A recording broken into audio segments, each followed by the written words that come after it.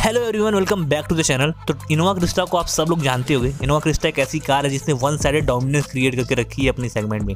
कोई भी एक एमपीवी लेना चाहता है तो इंडियन मार्केट में सबसे पहला नाम इनोवा क्रिस्टा का ही आता है। लोग कहते हैं कि इसका एक वर्दी राइवल आज तक नहीं मिला।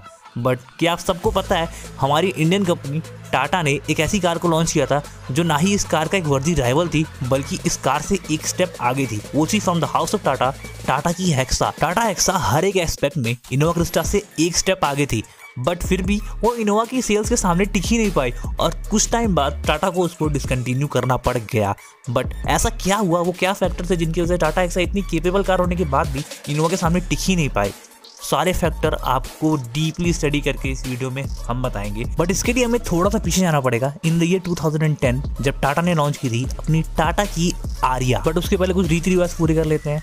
आप लोगों में से 96% लोगों ने चैनल को सब्सक्राइब ही नहीं किया है, तो प्लीज़ सब्सक्राइब कर लो यार। हमारा एम है इस ईयर 10 के सब्सक्राइबर हिट करने का, तो जल्दी से सब्सक्राइब कर दो। आपका तो कुछ नहीं जाएगा, बट हमें बहुत ही मोटिवेशन मिलती है इससे, तो प्लीज़ सब्सक्राइब कर दो यार। तो स्टार्ट करते हैं अपनी वीडियो को फिर से। टाटा की आरिया टाटा का एक बहुत ही तगड़ा प्रोजेक्ट थी। ये जो कार है वो 3 कार की सेगमेंट्स का एक प्रॉपर ब्लेंड थी। ये कार एमपीवी, एसयूवी और एक सीडैन का प्रॉपर ब्लेंड टाइप की थी। इस कार को जब आप फ्रंट प्रोफाइल से देखते थे तो इस कार की फ्रंट प्रोफाइल एक प्रॉपर सीडैन से इंस्पायर्ड लगती थी और इस कार में एमपीवी जैसी जो 3 रो की सीटिंग देखने के लिए मिलती है वो भी मिलती थी आपको। इस कार में आपको लैडर और फ्रेम चैसी देखने के लिए मिलती थी, जिससे इसमें ऑफ रोडिंग कैपेबिलिटीज और एक एसयूवी वाली फील भी आती थी। इस कार में आपको उस टाइम से बहुत ही एडवांस फीचर ऑफर किए जाते थे। इस कार में reverse parking camera, inbuilt GPS, infotainment system मिलता था उस टाइम पे। आपको क्लाइमेट कंट्रोल इसी देखने के लिए मिल जाता था उस टाइम पे। ऑटोमेटिक रेन सेंसिंग वाइपर देखने के लिए मिल जाता था आपको उस टाइम पे भी। उस टाइम पे आपको 4x4 की कैपेबिलिटीज देखने के लिए मिलती थी इस कार में, और भी बहुत सारे फीचर्स थे जो इस कार में आपको देखने के लिए मिलते थे, जो शायद ही देखने के लिए मिलता था उस टाइम के किसी भी कार में। बट कुछ फैक्टर्स की वजह से इस कार को ज़्यादा सेल्स देखने के लिए मिली ही नहीं थी। उस टाइम टाटा की जो ब्रांड वैल्यू थी वो बहुत ही बेकार थी। मतलब कोई भी इसको एक लग्जरी कार के सेगमेंट में काउंट ही नहीं करता था और इसमें कोई ज़्यादा पैसे भी नहीं लगाना चाहता था। और उस टाइम पे भी आरिया की प्राइसिंग 10 लाख से स्टार्ट होकर 17 लाख तक जाती थी, और on the other side Toyota की इनोवा 7.5 लाख से स्टार्ट होकर 13 लाख पे खत्म भी हो जाती थी।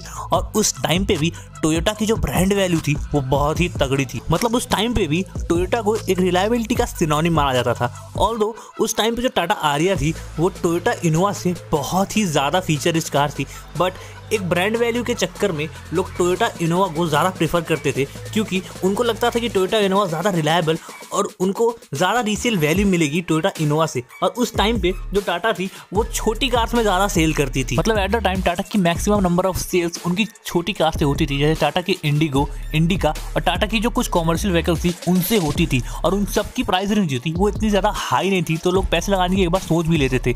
बट टाटा की आरिया 10 लाख से 17 लाख के रेंज के बीच में लॉन्च ही हुई थी, और आप सोचोगे कि इतनी फीचर इस कार के लिए ये एक डिसेंट प्राइस रेंज है, बट आज के हिसाब से नहीं। अब मैं बात कर रहा हूँ 2010 की, जब टोयोटा की इनोवा 7.5 से 13 लाख के प्राइस रेंज में मिल भी जाती थी। और टाटा की ब्रांड वैल्यू इतनी खराब होने की वजह से लोगों को ये लगता था कि टाटा आरिया की रीसेल वैल्यू जो है वो बहुत ही कम मिलेगी, और इसी की वजह से जिसका डायरेक्ट फायदा है टोयोटा इनोवा को मिला, जो इसकी 2013 की सेल्स में भी दिखता है, जहां टोयोटा ने इनोवा के टोटल 58,000 यूनिट सेल कर दिए थे 2013 में। और सेम सेगमेंट में लॉन्च होने वाली एक्सयूवी 500 ने भी मात्र 3 साल में 1 लाख यूनिट्स को जो सेल कर दिया था। But on the other side Tata की जो आरिया थी उसने 189 यूनिट ही बस सेल किया था 2013 में, जो मतलब ना के बराबर है। और इसी की वजह से 2017 में टाटा को इस कार को डिसकंटिन्यू करना पड़ गया था। टाटा आरिया के इतने बड़े लेवल पे फेल होने के बाद भी टाटा मोटर्स ने हार नहीं मानी और सेम सेगमेंट में उन्होंने 2017 में एक और एमपीवी को इंडियन मार्केट में लॉन्च कर दिया,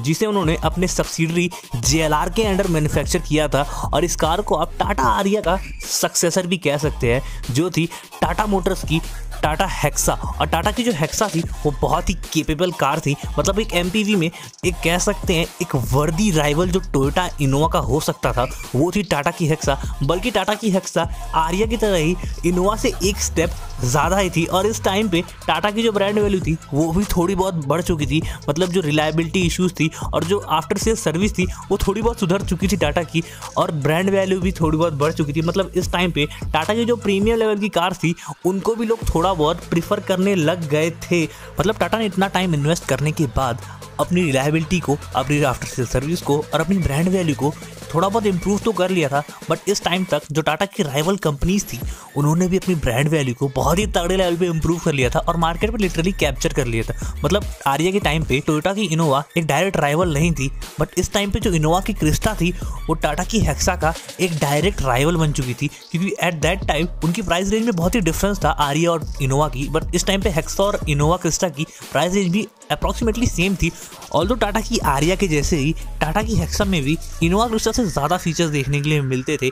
मतलब इनोवा की क्रिस्टा में टाटा हेक्सा से कम फीचर्स देखने के लिए मिलते थे, बट तब भी अच्छे खासे फीचर्स देखने के लिए मिल जाते थे इसमें। और टोयोटा की जो इनोवा क्रिस्टा थी उसकी जो राइड क्वालिटी थी वो इतनी ज़्यादा प्रीमियम थी कि इस कार ने एमपीवी की सेगमेंट में इतनी ज़्यादा पॉपुलैरिटी गेन कर ली थी, जो इसकी जो 2017 की सेल्स में भी आपको दिखाई देगा कि इस कार ने 2017 में टोटल 72,000 यूनिट्स सेल कर दिए थे। और इसी सेगमेंट में आने वाली XUV 500 ने भी 2017 में 26,000 यूनिट्स को सेल कर दिया था, बट एक्सपेक्टेशन से बहुत ही कम 13,502 यूनिट्स ही टाटा हेक्सा ने सेल किए थे। और इसकी वजह से 2020 में इसको डिसकंटिन्यू करना पड़ गया था, क्योंकि BS6 की R&D प्रॉफिटेबल नहीं थी कंपनी के लिए, क्योंकि एक्सपेक्टेशन से बहुत ही कम सेल किए थे इसने। बट टाटा की हेक्सा के इतने कम सेल्स होने के पीछे कुछ और भी रीजंस हैं। टाटा हेक्सा की जो राइवल कार्स थी जैसे कि XUV 500 और इनोवा की क्रिस्टा, उनके सामने टाटा की हेक्सा थोड़ी सी अंडर पावर फील होती थी। बट एक्चुअली में टाटा की हेक्सा में XUV 500 से भी ज़्यादा तगड़ा इंजन यूज़ किया गया था, जो उससे भी ज़्यादा पावर जनरेट करता था। और टाटा हेक्सा के इंजन पावर को चेक करने के लिए लिटरली टाटा ने टाटा हेक्सा से एक प्लेन को पुल करवाया था, और टाटा हेक्सा ने सक्सेसफुली बहुत ही आसानी से इस प्लेन को खींच भी लिया था।